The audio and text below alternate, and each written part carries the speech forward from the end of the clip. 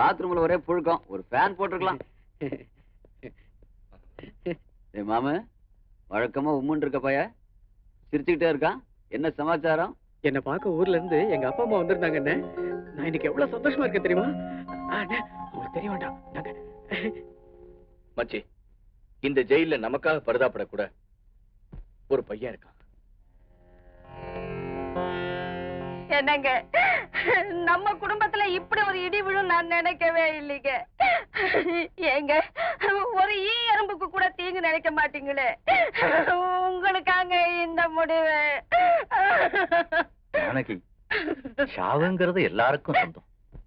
நோயில சாவறத விட நாளைக்கு என்ன தூக்கு போட்டு சாவடிக்க போறாங்களே, அதை நான் பெருமையா நினைக்கிறேன். அழாத ஜானகி, நீ சாகர வரைக்கும் ராசாத்தி மாதிரி உட்கார்ந்து சாப்பிட வசதி பண்ணிருக்க. என் மகனை நல்லா படிக்க வச்சு ஆபீசர் ஆக்கியிருக்க. என் மருமக பெரிய இடத்து பொண்ணு. நமக்கு மக போயிட்டாளேங்கிற குறைய அவ தீர்த்து வச்சிருவா. நான் கொலை பண்ணிட்டு தான் ஜெயிலுக்கு வந்தேன். ஆனா இங்க யாரும் என்ன கொலைகாரன்னு சொல்லல, நல்லவன்னு தான் சொல்றாங்க. அந்த ஒரு பெருமை எனக்கு போதும்.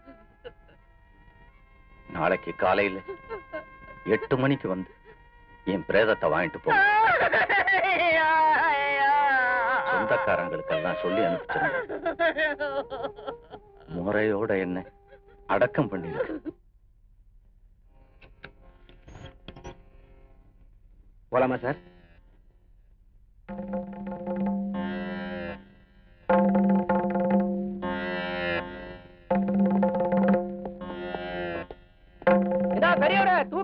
மாமு, நெத்தில இருக்கிற பட்டைய பார்த்தா நேரா சொர்க்கம் தான் நினைக்கிறேன். நீ ஒண்ணும் கவலைப்படாத பெருசு, நாங்க பின்னாடியே வரோம். கிழவா, சொர்க்கத்துல 2 டபுள் காட் போட்டு வை.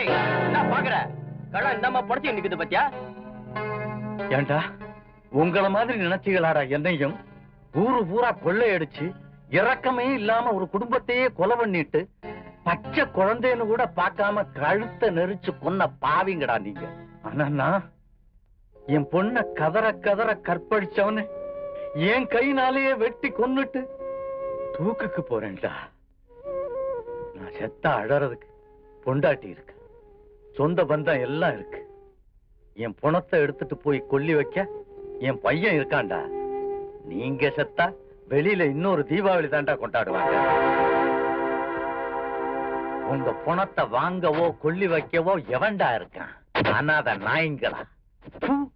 சாவுறதுக்கு முன்னாடி செஞ்ச பாவத்துக்கு பிராயச்சித்தம் தேடுங்கடா.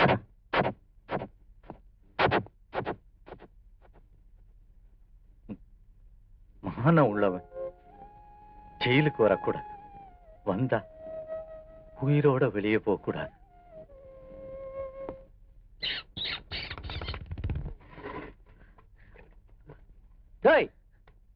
நாங்களும் வந்தது பாத்துக்கிட்டே இருக்கோம். சதா அழுதுகிட்டே இருக்கியாடா. அப்படி என்ன வேண்டாம் தப்பு பண்ணிட்டு உள்ள வந்த? நான் எந்த தப்பும் பண்ணலன்னு. நான் நிரபராதி. நிரபராதியா? ஆமா. நானும் என் மாமா பொண்ணு காவேரியும் உயிருக்கு உயிரா காதலிச்சோம். அடேங்கப்பா, லவ்வா? அப்புறம் என்ன, பொண்ணோட அப்பனும் உங்க அப்பனும் அருவாளை தூக்கிட்டு வெட்டு குத்துன்னு கிளம்பிருப்பாங்களே? இல்லண்ணா, எங்க ஊர் பண்ணையார் தான் எங்க காதலுக்கே எதிர்ப்பு. வில்லனா? மாமு, என்னன்னு விசாரி. யாரா அந்த பண்ணையார்?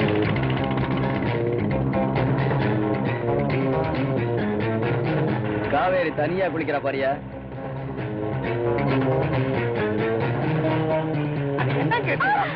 மூக்கலை வேறுக்கிற மாதிரி குளிக்கிற பொம்பளைங்களை கண்டா உங்க வண்டிக்கு வேர்த்துருது. வந்து நிக்கிறேன். அது கிடக்குதுயா. பாவாட தாவணியில பாக்குறத விட இப்படி பாக்குறதுக்கு பளபளப்பா இல்ல? இப்படியே தோட்டத்து பக்கம் வரியா? என்ன அது? பொண்ணு ரொம்ப பிரச்சனையா இருப்பாளோ? பேரு காவேரி ஆச்சே, பிரச்சனை தான். கவலைப்படாதீங்க, அவங்க அப்பன் பெருமாளை பார்த்து பேசி உங்க பிரச்சனையை தீர்த்து வச்சிடுறேன்.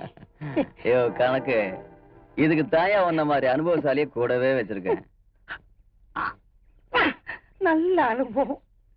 உங்களால இன்னும் எத்தனை பல்லு போகுதோ?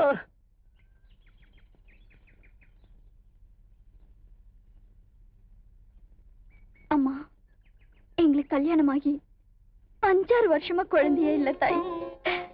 இத காரணமா வச்சு என் வாழ்க்கையை அழிஞ்சிருமோன்னு எனக்கு பயமா இருக்கு தாயே. நீதாம்மா என்ன காப்பாத்தணும்.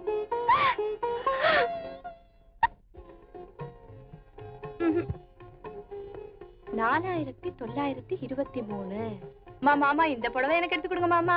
ஐய கலரே நல்லா வேண்டாமா. இதை எடுத்துக்க. கிளி பச்சை கட்னினா கிளி மாதிரியே இருப்ப. இது வேணாம் மாமா, எனக்கு இதான் வேணும். அப்ப இதை எடுத்துக்க. கத்திரிப்பு கலரு கட்னினா கத்திரி மாதிரியே இருப்ப. இதுவும் வேணாம், எனக்கு இதான் பிடிச்சிருக்கு. சொல்லிடி, அவ உயரத்துக்கு இது கரெக்டா இருக்கும். உயரத்துக்கு தகுந்த மாதிரி யாராவது புடவை எடுப்பாங்களா? இது கூட தெரியாம புடவை எடுக்க வந்துட்டீங்க. அப்ப எல்லா பொம்பளைங்களுக்கும் ஒரே உயரம் தாங்கிறியா? நீயாவது எடுத்துக்க சொல்லண்டா. அப்பா அவளை பத்தி உங்களுக்கு தெரியாது. அவ சேலைய செலக்ட் பண்றதே வேற ஒரு கணக்குப்பா. அது என்னடா கணக்கு? அவ என்ன புடவையா செலக்ட் பண்றா? எந்த புடவை விலை அதிகமா இருக்கோ அதெல்லாம் எடுக்கிறா. ஆமா, விலையை பார்த்தா எடுத்தேன். எனக்காக எடுத்தேன். உங்க மானம் கௌரவம் எல்லாம் இந்த புடவை மாதிரியே வசதியா இருக்குன்னு எங்க அப்பா அம்மா தெரிஞ்சுக்க வேணாம். அதுக்காகத்தான் எடுத்தேன். போய் காமிச்சிட்டு வந்துடுறேன். இவ தாண்டா என் மருமக. ஏண்டா சிரிக்கிற? உங்க மருமக எடுத்துட்டு போற சேலை தான் இருக்கிறதுலயே விலை கம்மியான சேலை. நான் தானே லேபிள மாத்தி வச்சேன். அதிர்ஷ்டம் யாரு ரூபத்துல வரும்னு சொல்ல முடியாது. அண்ணன் யாரு, அவர் சம்சாரம் நான். எங்க ரூபத்துல அதிர்ஷ்டம் உன் வீடு தேடி வந்திருக்கு. என்ன சொல்றீங்க? கொஞ்சம் விவரமா சொன்னீங்கன்னா. எல்லாத்தையும் விளாவாரியா சொல்றதுக்கு தானே இங்க வந்திருக்கோம். சொல்லுங்க பண்ணார. இந்த மாதிரி விஷயத்தெல்லாம் நான் சொன்னா அவ்வளவு நல்லா இருக்காது. என்ன தயக்கம்? வரமாட்டேன்னு சொன்ன என்ன நீதான வற்புறுத்தி கூட்டிட்டு வந்த? சொல்லு. என் புருஷனுக்கு உங்க பொண்ணு காவேரிய பொண்ணு கேட்டு வந்திருக்கோம். எங்களுக்கு கல்யாணமாகி 5-6 வருஷமா குழந்தையே இல்ல. அத நான் கூட பெருசா எடுத்துக்கல. நான் தான் புள்ள இல்லாத என்னால என் புருஷன் குடும்பத்துக்கு வாரிசு இல்லாம போயிடுமோன்னு 2வது கல்யாணத்துக்கு ஆசைப்பட்டேன். நீங்க ஆசைப்படுறதுல தப்பு இல்லம்மா. ஆனா எங்க பொண்ணு காவேரி எங்க அண்ணன் பையனுக்குன்னு தான் முடிவே பண்ணிட்டீங்களா? முடிவெல்லாம் ஒண்ணும் பண்ணலீங்க. ஏதோ முறப்பையன் முறப்பொண்ணு விளையாட்டா பேசிக்கிறது இல்லையா? அத போய் தப்பா எடுத்துக்கிட்டா. குடும்பத்துல சிக்கல்னா வேண்டாங்க. நீங்க ஒண்ணு இவ்வளவு நகை நட்டு பணம் பட்டு புடவை தோட்டம் துறவு இதெல்லாம் பார்த்ததுக்கு அப்புறம் சிக்கல் ஆவது விக்கல் ஆவது. கணக்கு அவர் உறவு பாப்பாரா பணத்தை பாப்பாரையா?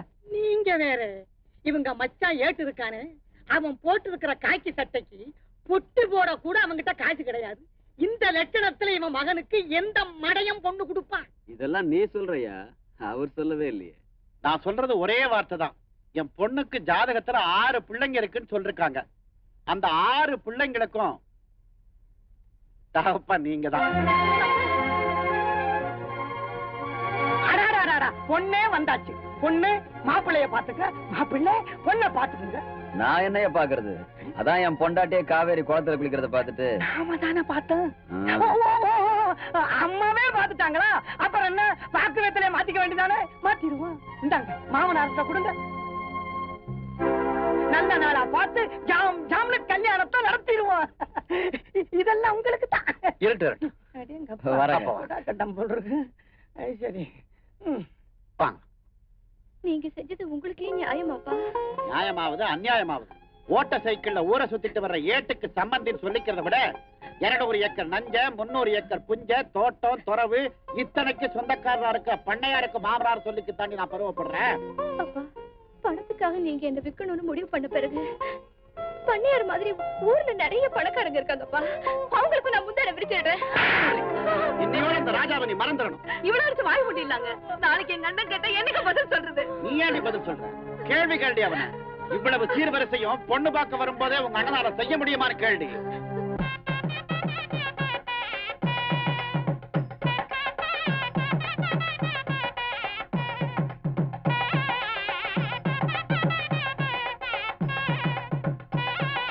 வாங்க தலைவரையா, வாங்க வாங்க.